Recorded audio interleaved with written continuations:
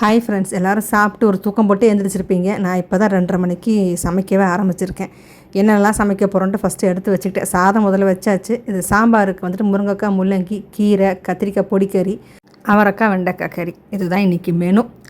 3 இலுப்பைச்சட்டி, ஒரு குக்கர்.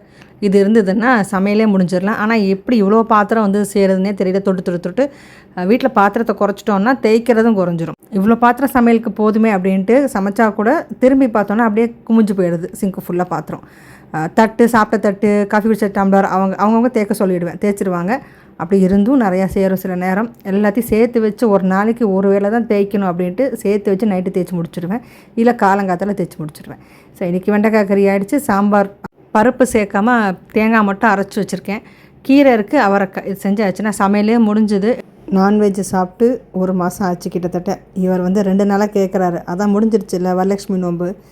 இப்போ வந்து ஏதாவது இன்றைக்கி சண்டே, இன்றைக்கி ஃபிஷ் மார்க்கெட் இருக்கும், போய் வாங்கிட்டு வரலாம்ல அப்படின்ட்டு. நான் சொன்னேன், வெட்னஸ்டே வேணால் நான் வாங்கிட்டு வரேன், எனக்கு இந்த நண்டு வாங்கி சமைக்கணும் அப்படின்ட்டு இருக்குது.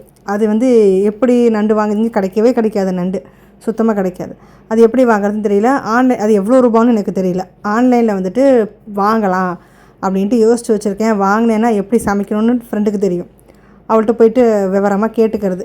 நாளைக்கு ஏதாவது விசேஷ நாளாக என்னென்னு கேலண்டரை பார்த்துட்டு அதுக்கப்புறம் ஓகே ஒன்றும் இல்லைன்னா நண்டு ஆர்டர் பண்ணி சமைக்கலாம் அப்படின்ட்டு பார்க்குறேன்.